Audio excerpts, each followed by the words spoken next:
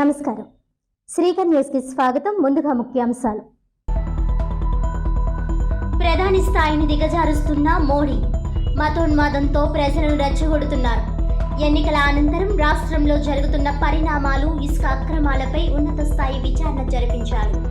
పాత్రికేయులతో సిపిఐ రాష్ట్ర కార్యదర్శి కె రామకృష్ణ.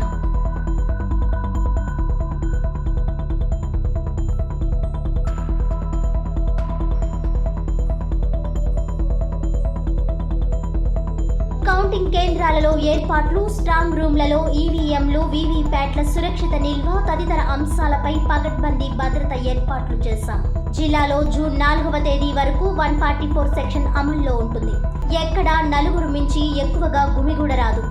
సోషల్ మీడియాలో ఎటువంటి ఫేక్ న్యూస్లు అప్లోడ్ చేసినా చర్యలు తీసుకోవడం జరుగుతుంది. వార్తల ప్రసార నేపథ్యంలో సంయమనం పాటించాలి. కలెక్టర్, జిల్లా ఎన్నికల అధికారి డాక్టర్ కె మాధవీలత. ధనలక్ష్మి అలంకరణలో వాసవి మాత.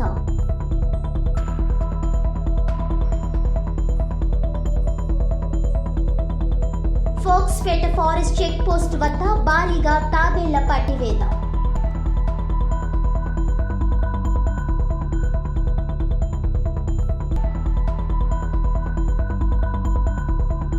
గత 10 ఏళ్ల కాలంలో నరేంద్ర మోడీ ప్రభుత్వం దేశ ప్రజలకు ఏ ఒక్క మంచి పని చేయలేదని, దీంతో ఓడిపోతున్నామని తెలిసి నరేంద్ర మోడీ మతం పేరుతో రాజకీయాలు చేస్తూ ప్రధాని స్థాయిని దిగజార్చుతున్నారని సిపిఐ రాష్ట్ర కార్యదర్శి కె రామకృష్ణ విమర్శించారు. శనివారం ఉదయం స్థానిక సిపిఐ కార్యాలయంలో పాత్రికేయుల సమావేశంలో ఆయన మాట్లాడుతూ, ఆయా రాష్ట్రాల్లో జరుగుతున్న ఎన్నికల ప్రచారంలో ప్రజలను మభ్యపెట్టడానికి పచ్చి అబద్ధాలు ఆడుతున్నారని, కులాన్ని, మతాన్ని ఉపయోగించి ఓట్లు పొందాలని చూస్తున్నారని ఆయన విమర్శించారు. ఇండియా కూటమి అధికారంలోకి వస్తే ఎస్సీ, ఎస్టీ, బీసీ రిజర్వేషన్లు ముస్లింలకు ఇస్తారని చెప్పడం దారుణమని అన్నారు. చివరకు ఏ స్థాయిలో మాట్లాడుతున్నారంటే, కాంగ్రెస్ అధికారంలోకి వస్తే అయోధ్యలో రాముని విగ్రహాన్ని టెంట్లో వేస్తారని చెప్పడం ఇది ప్రధానికి తగునా అని అన్నారు. దేవాలయాలను బుల్డోజర్లతో కూలుస్తారని చెప్పడం అంటే ఇంతకన్నా సిగ్గుచేటేమైనా ఉందా అని మోడీని ప్రశ్నించారు.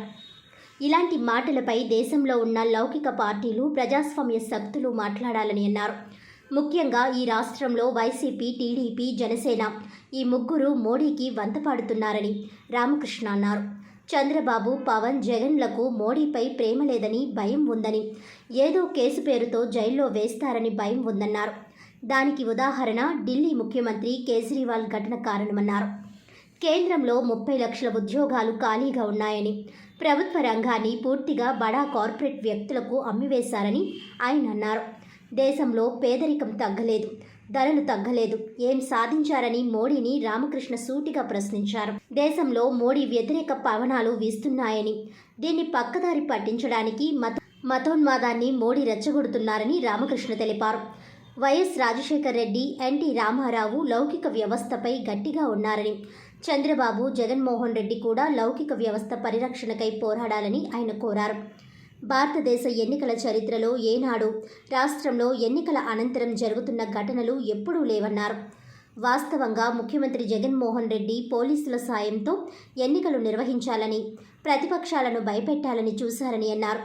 కానీ ఎన్నికల కమిషన్ పారదర్శకంగా అమలు చేసి డీజీపీను, ఐజీ, చివరకు ఐఏఎస్లను కూడా బదిలీ చేసిందని ఆయన గుర్తు చేశారు. గోదావరి నడిబొడ్డున ఇసుక ఎంత అక్రమంగా తవ్వుతున్నారో మీ అందరికీ తెలుసునన్నారు. కొత్త ఇసుక పాలసీ అమలు చేస్తానని చెప్పిన జగన్మోహన్ రెడ్డి లక్షలాది భవన నిర్మాణ కార్మికులు రోడ్డున పడే విధంగా పాలసీ చేశారని అన్నారు. చివరకు సుప్రీంకోర్టు జోక్యం చేసుకుని మంచి తీర్పు ఇచ్చిందని, దీనిపై ఉన్నత విచారణ జరిపించాలని కోరారు. రాష్ట్రంలో జగన్, కేంద్రంలో మోడీ పాలన పోతుందని మేము విశ్వసిస్తున్నామని రామకృష్ణ అన్నారు. ఇంకా ఈ విలేకరుల సమావేశంలో సిపిఐ జిల్లా కార్యదర్శి తాటిపక్క మధు, జిల్లా సహాయ కార్యదర్శి కె రాంబాబు, నగర కార్యదర్శి వి కొండలరావు, జిల్లా కార్యవర్గ సభ్యులు కె శ్రీనివాస్ తదితరులు పాల్గొన్నారు. 4 ఫేజ్ పూర్తయినాయి, ఇంకా జరగాల్సి ఉంది. ఏదేమైనా సరే జూన్ 4వ తేదీ వరకు మనం అందరం కూడా ఫలితాల కోసం ఆసక్తిగా ఎదురు చూస్తూ ఉన్నాం. మరి దురదృష్టం ఏమంటే, దేశవ్యాప్తంగా 143 కోట్ల జనాభాకు ప్రధానమంత్రిగా ఉన్నటువంటి నరేంద్ర మోడీ గారు ఆయన చేస్తున్న ప్రసంగాలు ఇస్తున్న ప్రకటనలు చూస్తూ ఉంటే అసలు మన దేశం ఎటువైపు పోతుంది, ప్రపంచవ్యాప్తంగా మన దేశానికి ఉన్న గౌరవ ప్రతిష్టలు ఏ రకంగా మంట గలుస్తున్నాయని మేధావులందరూ కూడా ఆందోళన చెందుతూ ఉన్నారు. ఎందుకంటే నరేంద్ర మోడీ గారు ఈ 10 ఏళ్ల కాలంలో ఏనాడు కూడా ప్రజాస్వామ్య విలువలు పాటించలేదు. ఆయన పాటించలేదు అనే దానికి అతిపెద్ద ఉదాహరణ ఏమంటే అటు పార్లమెంట్లో కానీ ఇటు అసెంబ్లీలో కానీ క్వశ్చన్ అవర్ అనేది దానికి ఆత్మ లాంటిది. ఇక్కడ ఎమ్మెల్యేలు అక్కడ ఎంపీలు క్వశ్చన్ అవర్ని సద్వినియోగం చేసుకోవడం జరుగుతుంది. కానీ ఈ 10 ఏళ్ల కాలంలో Narendra Modi as prime minister ఏ ఒక్కనాడు కూడా క్వశ్చన్కి ఆన్సర్ చేయలేదు. Not even once. ఒక్క సందర్భంలో కూడా ప్రధాని నరేంద్ర మోడీ సభ్యుల ప్రశ్నలకు ఆన్సర్ చేయలేదు. నంబర్ 2, ఏ రాజకీయ పార్టీ నాయకుడైనా ప్రభుత్వ అధినేత అయినా ప్రెస్ కాన్ఫరెన్స్ పెట్టడం, మీట్ ద ప్రెస్కి అటెండ్ కావడం, తద్వారా తమ అభిప్రాయాలు చెప్పడం అనేది ఆనవాయితీ. కానీ ఈ 10 ఏళ్ల కాలంలో నరేంద్ర మోడీ ఒక్క ప్రెస్ కాన్ఫరెన్స్ కూడా కండక్ట్ చేయలేదు. ఢిల్లీలో కానీ లేదా వేరే ప్రాంతాల్లో కానీ ఎక్కడ కూడా ఒక్క ప్రెస్ కాన్ఫరెన్స్ కూడా ఆయన పెట్టిన పాపాన పోలే. దీనికంటే ముఖ్యంగా పార్లమెంట్లో ఏమంటే ఒక ఆనవాయితీ, సహజంగా లోక్సభలో సభ్యులందరూ కలిసి స్పీకర్ని ఎన్నుకుంటారు, అదేవిధంగా డిప్యూటీ స్పీకర్ని కూడా ఎన్నుకుంటారు. కానీ ఒక సాంప్రదాయం ఏమంటే డిప్యూటీ స్పీకర్గా ప్రతిపక్షానికి చెందిన వారు ఉంటారు. ప్రతిపక్షం అంటే ఇప్పుడు మెయిన్ ప్రతిపక్షం కాంగ్రెస్ కాబట్టి కాంగ్రెస్కు చెందిన లీడరు డిప్యూటీ స్పీకర్గా ఉంటాడు. కానీ ఇవాళ డిప్యూటీ స్పీకర్ కూడా లేకుండా చేశాడు. ఎందుకంటే ప్రతిపక్ష కాంగ్రెస్ పార్టీకి చెందిన నాయకుడు డిప్యూటీ స్పీకర్ అవుతాడనే ఒక దురుద్దేశంతో డిప్యూటీ స్పీకర్ కాకుండా ఆ పోస్ట్ అట్లా ఖాళీ పెడతా వచ్చాడు. తూర్పుగోదావరి జిల్లాలో ఏర్పాటు చేసిన కౌంటింగ్ కేంద్రాలలో ఏర్పాట్లు, స్ట్రాంగ్ రూమ్ల వద్ద పటిష్ట భద్రత, ఈవీఎంలు, వీవీప్యాట్ల సురక్షిత తదితర అంశాలపై ఎస్పీతో కలిసి కార్యాచరణ రూపొందించడం జరిగిందని జిల్లా కలెక్టర్ డాక్టర్ కె మాధవిలత వివరించారు. శుక్రవారం జిల్లా ఎన్నికల అధికారులు, ఐజీలు, డిఐజీలు, సిపిలు, ఎస్పీలతో రాష్ట్ర చీఫ్ ఎలక్టోరల్ ఆఫీసర్, రాష్ట్ర ప్రధాన ఎన్నికల అధికారి ముఖేష్ కుమార్ మీనా వీడియో కాన్ఫరెన్స్ ద్వారా జిల్లాల వారీ సమీక్షించారు. స్థానిక జిల్లా కలెక్టర్ కార్యాలయం వీడియో కాన్ఫరెన్స్ హాల్ నుండి ఎస్పీ పి జగదీష్, జిల్లా joint collector N Tej Bharat, DRO G Narasimhulu తదితరులు పాల్గొన్నారు. ఈ సందర్భంగా కలెక్టర్, జిల్లా ఎన్నికల అధికారి డాక్టర్ కె మాధవిలత మాట్లాడుతూ తూర్పుగోదావరి జిల్లాకు చెందిన 7 అసెంబ్లీ, రాజమండ్రి పార్లమెంట్ నియోజకవర్గాలకు సంబంధించి పోలింగ్ అయిన ballot units, control units, VVPATs అత్యంత జాగ్రత్తగా భద్రపరచడం జరిగిందని కలెక్టర్, జిల్లా ఎన్నికల అధికారి డాక్టర్ కె మాధవిలత తెలియజేశారు. రాష్ట్ర ప్రధాన ఎన్నికల అధికారి ఎన్నికల ప్రవర్తన నియమావళి కాలంలో జరిగిన పోల్ హింసాత్మక సంఘటనలపై అదనపు సూచనలు చేయడం జరిగిందన్నారు.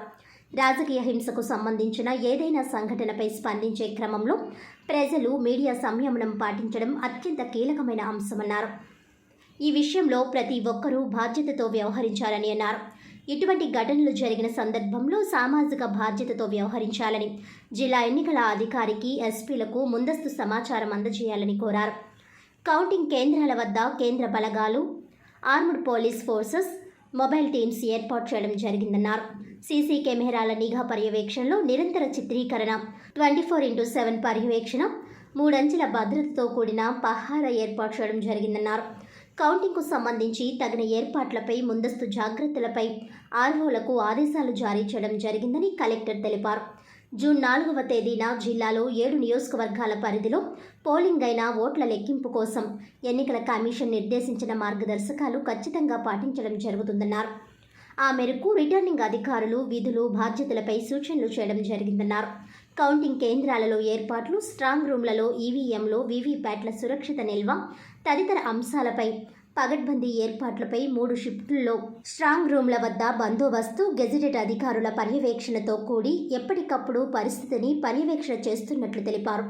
స్ట్రాంగ్ రూమ్ల వద్ద సీసీ కెమెరాలు ఏర్పాటు చేసి నిరంతర నిఘా పెట్టినట్లు తెలిపారు.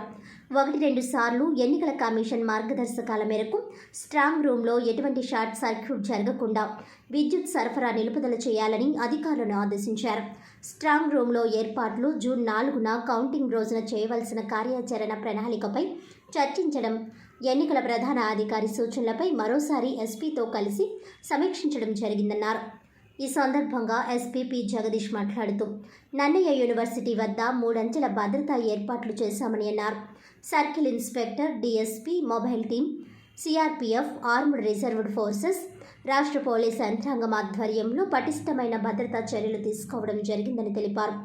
స్ట్రాంగ్ రూమ్ వద్ద 144 సెక్షన్ అమల్లో ఉందని, కౌంటింగ్ ముగిసే వరకు అమల్లో ఉంటుందన్నారు. అదేవిధంగా జిల్లా కౌంటింగ్ ప్రక్రియ పూర్తయ్యే వరకు జిల్లాలో 144 సెక్షన్ అమల్లో ఉంటుందని వారు తెలిపారు. On a 24/7 basis, for which we gave explanation saying that it was deliberate attempt on the part of some of the channels. So we are showing the same incidents time and again. So this was the context. In fact, also mentioned that the cases which have been booked as per the law should be added to those cases, and the charge sheet has to be filed before 4 June.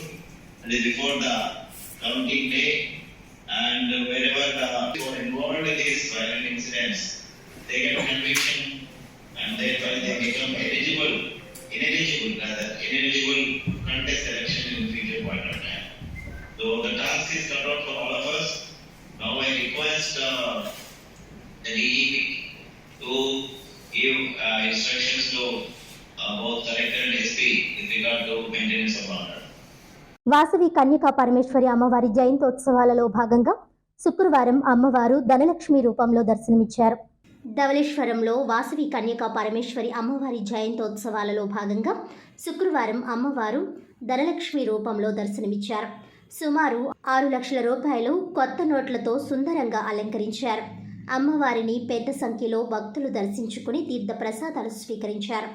శనివారం గ్రామోత్సవంతో ఉత్సవాలు ముగుస్తాయని నిర్వాహకులు తెలిపారు. శ్రీ గురుభ్యో నమః.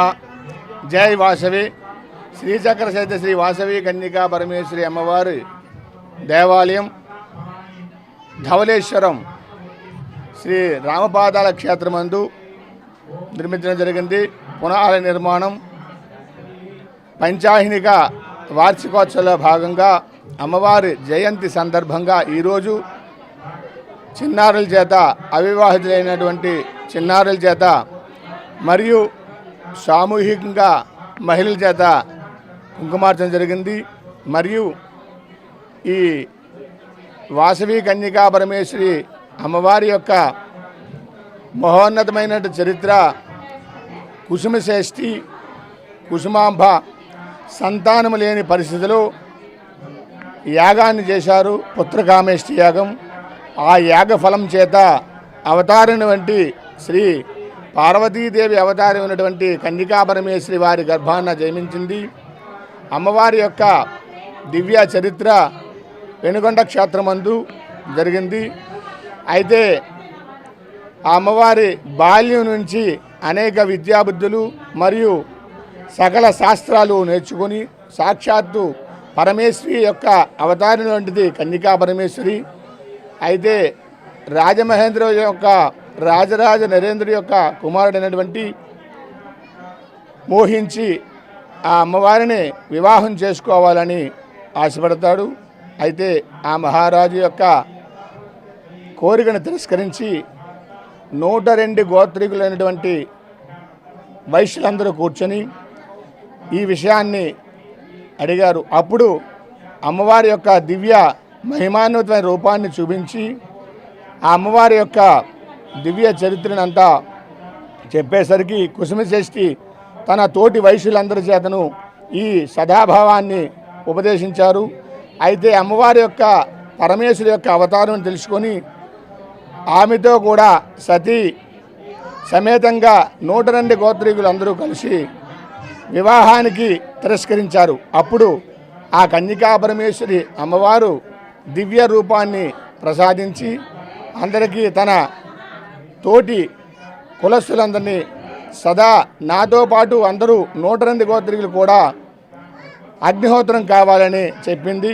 అప్పుడు అమ్మవారి దివ్య స్వరూపాన్ని చూపించి అక్కడ అమ్మవారి యొక్క పార్వతీ పరమేశ్వరి యొక్క దివ్య రూపాన్ని చూసి అమ్మవారికి సాష్టాంగ నమస్కారం చేసి ఆ రాజుకి తన శిరస్సుని 1000 చెక్కలు చేసి రాజుని సంహరించింది. అప్పటి నుంచి ఈ అమ్మవారిని దివ్య చరిత్రని ప్రతి వైశ్యులందరూ కూడా అమ్మవారి జయంతి, వర్ధంతి మరియు మహోన్నతమైన కార్యక్రమాల్లో చేస్తూ అనేక విధంగా అమ్మవారు ఆరోగ్య ఐశ్వర్యాలను దివ్య రూపాలను అందరికీ ప్రసాదించి అప్పటి నుంచి ప్రతి ఒక్క వైశ్యులు కూడా ఈ అమ్మవారి యొక్క జయంతి ఉత్సవాలను మరియు వర్ధంతి ఉత్సవాలను నవరాత్రి ఉత్సవాలు ప్రతి ఉత్సవాలు చేసి అమ్మవారి యొక్క దివ్య కరుణ పొందాలని ఆశిస్తూ అమ్మవారి దివ్య కరుణ కలగాలని కోరుకుంటూ జై వాసవి. నా పేరు మాధురి అండి. మాది ధవళేశ్వర గ్రామం. ఇప్పుడు మనకి వైశాఖ శుద్ధ దశమి రోజు శ్రీ వాసవి కన్యకా పరమేశ్వరి అమ్మవారి జయంతి సందర్భంగా 14వ తారీఖు నుంచి మేము జయంతి మహోత్సవాలు అయితే జరుపుకుంటున్నాము. అందులో భాగంగా ఈరోజు కన్యలచే వాసవి మాత యొక్క కుంకుమ పూజ జరుగుతుంది ఇక్కడ. అలాగే అమ్మవారిని ధనలక్ష్మీదేవి అలంకారంతో అలంకరించాం. ఎందుకంటే అమ్మవారి స్వరూపం అష్టమూర్తులు అష్టలక్ష్మిలు కూడా అమ్మవారి స్వరూపమే కాబట్టి మేము ధనలక్ష్మి అమ్మవారితో 6 లక్షల రూపాయలతో అలంకరణ చేయడం జరిగింది. అలాగే పిల్లలు కూడా ఎంతో ఉత్సాహంగా పాల్గొన్నారు. ప్రతి నిత్యం కూడా ప్రతిరోజు ఒక్కొక్క విధమైన కార్యక్రమాన్ని జరుపుకుంటూ వస్తున్నాము. పూజ మొదటి రోజులో భాగంగా మేము మొదటి రోజులో పుణ్యవచనం, గణపతి పూజ అవన్నీ స్టార్ట్ అయినాయి. రెండవ రోజు ముత్తైదువులచే ఒక 50 మంది కుంకుమ పూజలు జరిపించుకోవడం జరిగింది. అలాగే మూడవ రోజులో భాగంగా వరసిద్ధి వినాయక స్వామి వారికి అభిషేకం చేయడం జరిగింది. అలాగే 4వ రోజులో భాగంగా సుబ్రహ్మణ్యేశ్వర స్వామి యొక్క విశేషమైన అభిషేకం జరిగింది. మారేడు దళత సహిత తేనెతో సుబ్రహ్మణ్యేశ్వర స్వామికి అభిషేకం చేయడం జరిగింది. అందరూ కూడా ఆ మారేడు దళాల మీద ఓం శరవణ భవ అనే మంత్రాన్ని తేనెతో రాసి అది సుబ్రహ్మణ్యేశ్వర స్వామికి అభిషేకం చేశాము. రాజమహేంద్రవరం ఆర్యాపురంలో వేంచేసి ఉన్న శ్రీ సత్యనారాయణ స్వామివారి దేవస్థానంలో త్రయాహనిక దీక్ష శ్రీ స్వామివారి దివ్య కళ్యాణ మహోత్సవాలు 19వ తేదీ ఆదివారం నుంచి 21వ తేదీ మంగళవారం వరకు నిర్వహించనున్నారు. ఆర్యాపురంలో వేంచేసి ఉన్న శ్రీ సత్యనారాయణ స్వామివారి దేవస్థానంలో శ్రీ సత్యనారాయణ స్వామివారి త్రయాహనిక దీక్ష శ్రీ స్వామివారి దివ్య కళ్యాణ మహోత్సవాలు 19వ తేదీ ఆదివారం నుంచి 21వ తేదీ మంగళవారం వరకు జరుగును. ఆదివారం ఉదయం 8 గంటల నుంచి సామూహిక సత్యనారాయణ వ్రతాలు, 11 గంటలకు లక్ష తులసి పూజ, కుంకుమార్చన నిర్వహించబడను. 19వ తేదీ ఆదివారం రాత్రి 8:16 స్వామివారి దివ్య కళ్యాణం అంగరంగ వైభవంగా నిర్వహించేందుకు ఏర్పాటు చేయడమైనది. 20వ తేదీ సోమవారం ఉదయం స్వామివారికి సుప్రభాత సేవ, పూర్ణాభిషేకం, నిత్యోపాసన, ఆలయ బలిహారణ, తీర్థ ప్రసాద వితరణ చేయబడను. 21వ తేదీ మంగళవారం స్వామివారికి సుప్రభాత సేవ, నిత్యోపాసన, పూర్ణాహుతి, ఆలయ బలిహరణ, చక్ర స్నానం, సాయంత్రం 7 గంటలకు పుష్ప ఉత్సవం, పవలింపు సేవ జరపబడను. 25వ తేదీ శనివారం ఉదయం 11:30 నుంచి ఆలయం వద్ద అన్న సమారాధన కార్యక్రమం నిర్వహించబడను. శ్రీ గురుభ్యో నమః. జ్ఞానానందమహింద్యం నిర్మల స్ఫటికాకృతిం ఆధారం సర్వవిద్యానాం హయగ్రీవముపాస్మహే. శ్రీలక్ష్మీవల్లభారాం భావిగణోమునిమధ్యమ అస్మదాచార్యపర్యంతం వందే గురుపరంపరం. సత్యనారాయణం దేవం వందేహం కామదం ప్రభుం. లీలయా వితతం విస్మయానదస్మై నమో నమః. నమ సత్యనారాయణ స్వామినే నమః. ప్రార్థన నమస్కారం సమర్పయామి. రాజమహేంద్రవరం ఆర్యాపురంలో రామ సత్యనారాయణ దేవస్థానం 2వ ఆరంగా ప్రసిద్ధి చెందిన రామ సత్యనారాయణ స్వామి ఆలయంలో ప్రతి సంవత్సరం కూడా వార్షిక బ్రహ్మోత్సవ కార్యక్రమాలు, కళ్యాణ మహోత్సవాలు అతి వైభవంగా జరుగుతున్నాయి. ఈరోజు 18/5/2024 శనివారం ఉదయం స్వామివారికి పసుపు కొట్టుట, అలాగే పెళ్లి కుమారుని పెళ్లి కుమార్తెను చేయడం జరిగింది. అలాగే సాయంత్రం అంకురార్పణ ధ్వజారోహణ కార్యక్రమం ప్రారంభమవుతుంది. రేపు ఉదయం తెల్లవారుజామున 5:30 సుప్రభాత సేవ, విశ్వక్షేణ పూజ, పుణ్యవాచనం కార్యక్రమం, అగ్ని ప్రతిష్ట, ఉదయం 8 గంటలకు సామూహిక వ్రతములు, అలాగే 10 గంటలకు స్వామివారి అక్షతరోజు పూజా కార్యక్రమం, స్వామివారికి కుంకుమార్చన, అమ్మవారి కుంకుమార్చన పూజా కార్యక్రమం, అలాగే 108 కలశాలతో స్వామివారికి పూర్ణాభిషేకం. ఈ కార్యక్రమాలన్నీ కూడా అతి వైభవంగా జరుగుతున్నాయి. కాకినాడ జిల్లా రామచంద్రాపురం నుండి ఒడిశాకు వ్యాన్లో తాబేళ్లను తరలిస్తుండగా ఫారెస్ట్ చెక్ పోస్ట్ అధికారులు పట్టుకున్నారు. పుష్ప 2ను తలపించేలా ఉల్లిపాయల బస్తాల మాటున తాబేళ్లను తరలించేందుకు కుయుక్తులు పన్నిన అక్రమార్కులు బోరుగుపూడి గోకవరం చెక్పోస్టు వద్ద మామూలుతో తప్పించుకుని ఫోక్స్పేట వద్ద దొరికిపోయిన తాబేళ్ల వ్యాపారులు 2 అరెస్ట్, 3 లక్షలు విలువ చేసే 1600 తాబేళ్లను తరలిస్తున్న వాహనం, పైలట్ కార్ స్వాధీనం. కేసు నమోదు చేసి దర్యాప్తు చేస్తున్నట్లు తెలిపిన ఫోక్సోపేట అటవీ రేంజ్ అధికారి కరుణాకర్. అందరికీ నమస్కారం అండి. రంపచోడవరం ఫారెస్ట్ డివిజన్ ఫోక్స్పేట రేంజ్ పరిధిలో ఫోక్స్పేట చెక్ పోస్ట్లో నిన్న నైట్ 11 గంటలకి మామూలుగా వెహికల్ చెక్కింగ్ నడుస్తుంది. అప్పుడు ఒక వెహికల్ చెక్ చేస్తున్నప్పుడు అశోక్ లైలాండ్ బాస్ వెహికల్లో ఆనియన్స్ తీసుకొస్తున్నారు. బండి చెక్ చేసినప్పుడు కింద ఒక 20 గన్నీ బ్యాగ్స్ మూటలో టర్టిల్స్ ఉన్నాయి. ఇండియన్ ఫ్లాప్ షెల్ టర్టిల్స్ని చెప్తారు. ఇది మన గోదావరి ప్రాంతంలో, గోదావరి చుట్టూ ఉన్న మండలం ఆర్ జిల్లాకల్లో పాండ్స్, లేక్స్ ఇలాంటి లొకేషన్స్లో ఎక్కువ దొరుకుతాయండి. దీన్ని ఇక్కడ నుంచి ఒరిస్సాకి స్మగ్లింగ్ చేస్తున్నారు. దేనికంటే అక్కడ మీట్కి ఎక్కువ వాడతారు ఇది. సో ఇప్పుడు వచ్చిన ఇన్ఫర్మేషన్ ప్రకారం రామచంద్రపురం, అమలాపురం జిల్లా నుంచి తీసుకొచ్చారన్నది ఇన్ఫర్మేషన్ వచ్చింది. 2ని అరెస్ట్ చేశాము. ఎంటైర్ వెహికల్ని కూడా సీజ్ చేశాము. టోటల్గా వెహికల్లో 1589 ఇండియన్ ఫ్లాప్ షెల్ టర్టిల్స్ దొరికింది. దాంట్లో 1426 ఇప్పుడు బతుకుంది. 163 ఆల్రెడీ చనిపోయింది. Immediately today will be producing to court అండి. ఫర్దర్ ఇన్వెస్టిగేషన్ ఇంకా చేస్తాం. దీంట్లో ఎవరెవరు దీంట్లో ఇన్వాల్వ్డ్, బ్యాక్ లింకేజ్ మొత్తం కూడా వీ విల్ బీ ఇన్వెస్టిగేట్. వార్తలోని ముఖ్యాంశాలు మరోసారి. ప్రధాని స్థాయిని దిగజారుస్తున్న మోడీ, మతోన్మాదంతో ప్రజలను రెచ్చగొడుతున్నారు. ఎన్నికల అనంతరం రాష్ట్రంలో జరుగుతున్న పరిణామాలు, ఇసుక అక్రమాలపై ఉన్నత స్థాయి విచారణ జరిపించాలి. పాత్రికేయులతో సిపిఐ రాష్ట్ర కార్యదర్శి కె రామకృష్ణ.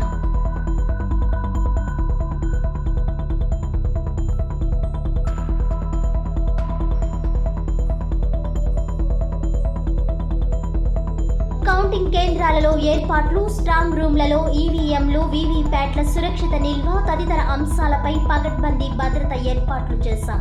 జిల్లాలో జూన్ 4వ తేదీ వరకు 144 సెక్షన్ అమల్లో ఉంటుంది. ఎక్కడా 4 మించి ఎక్కువగా గుమిగూడరాదు. సోషల్ మీడియాలో ఎటువంటి ఫేక్ న్యూస్లు అప్లోడ్ చేసినా చర్యలు తీసుకోవడం జరుగుతుంది. వార్తల ప్రసార నేపథ్యంలో సంయమనం పాటించాలి.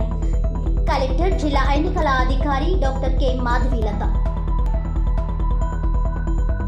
ధనలక్ష్మి అలంకరణలో వాసవి మాత.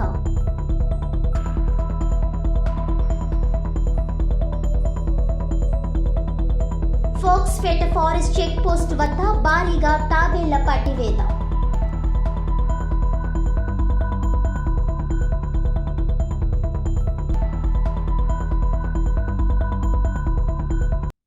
ఈనాటి వార్తలు ఇంతటితో సమాప్తం. తిరిగి వచ్చే బులెటిన్లో మళ్ళీ కలుద్దాం. అంతవరకు సెలవు. నమస్కారం.